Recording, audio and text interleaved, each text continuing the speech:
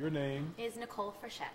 And Nicole, you are many things, but many people are beginning to know you from venues as well as the internet as a country pop singer. Country pop singer that grew up in Southern Connecticut. So how did that? Okay, so we got the southern part, but Connecticut.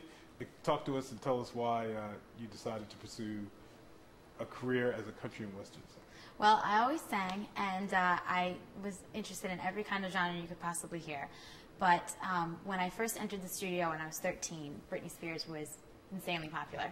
And as much as I enjoyed Hit Me Baby One More Time, it wasn't what I wanted to do for a career. And I didn't think that I would ever be that kind of girl. Nice girl. So I said, what's the next kind of music that I like? And Shania Twain and the Dixie Chicks just happened to be in my CD player at the time. So I stepped in, and the gentleman that I worked with at the studio said, bring in whatever you can sing. So it was a country song, and they said, that's it. That sounds like you hit it just right, you didn't need to try. And somehow there's a little bit of an accent in there. I'm not exactly sure where that comes from, but it worked. And sure enough, as time went by, it turned out to be my favorite kind of music. And I mean, I'm a fan of everything still. Blues, rock, oldies, jazz. But it still is the most authentic type of music. It tells stories. I can sing vocals. You can actually use your voice on it. It's not covered by beats. And I always feel like I say the same thing about it all the time, but it's because it's so persistent and the consistency just stays the same. It's true to itself.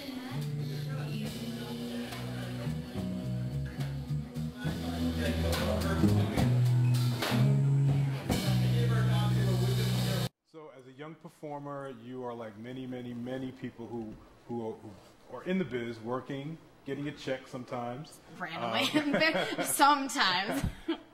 And so you're going through a traditional route. You produce CDs, you're selling them out of the back of your car, you're playing at bars, pubs, wherever you're joining other bands. You're doing a lot of this yourself, but now you have this new tool that many who came before you didn't have, and the internet. You have a MySpace page, you have a web page.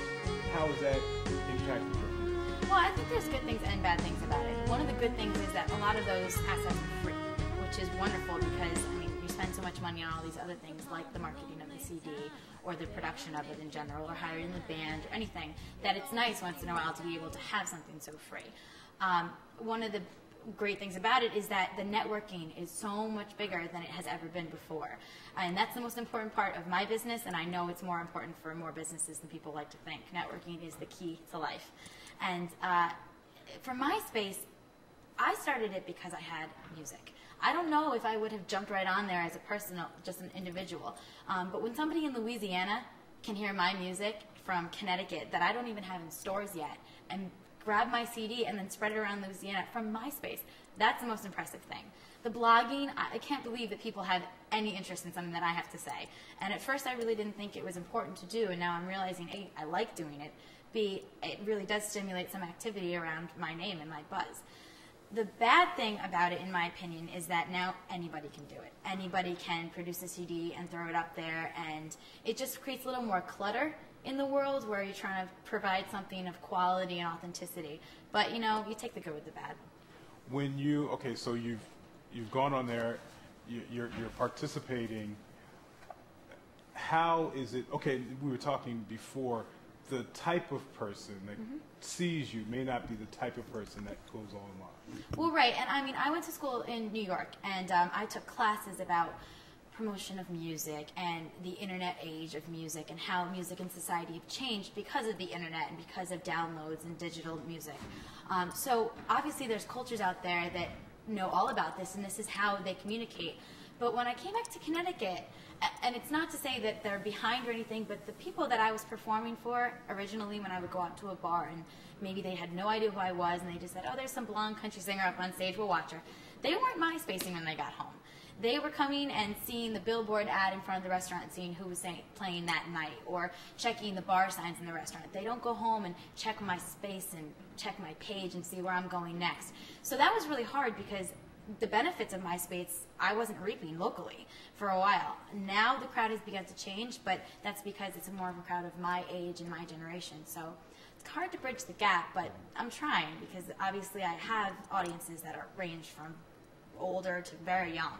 So I had the 13-year-olds sending me MySpace messages, and then I had the 70-year-olds at bars that can only write me letters and hand them to me during the show. So there's really a wide range of communication skills. But what about the business side? Because a lot of performers, maybe not so much now, early on with the internet, you know, you're in it to perform, you enjoy it, but you want to make a buck as well. And music sales, I don't know anyone under 25 that has bought, you know, from a traditional record store, you know, music. A lot of times they're just downloading stuff, right, and they're not really paying for it, and that hurts your bottom line, or does it?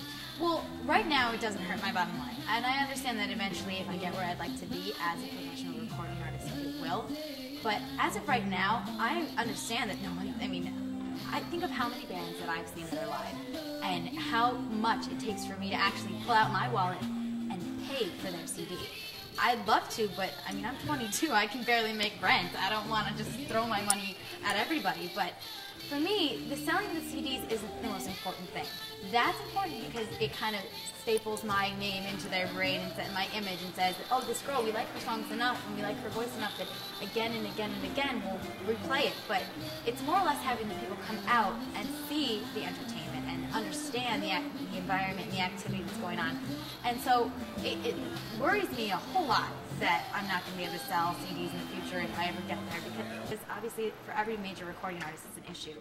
But as far as getting your music out there, again, you take the good with the bad. The internet gets it further than ever, and it makes it more accessible to everyone. And I think being able to buy a single on iTunes versus having to buy a $13, $14 CD, it makes people a lot more willing to spend their money.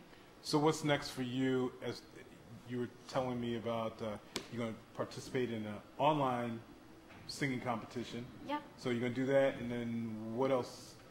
What else is in store for you? Well, one of the things that I first got back home and I decided was my next step was getting into performing, because I've been in the studio since I was 13 and I have more professional recording time than some real artists, we'll call them for now.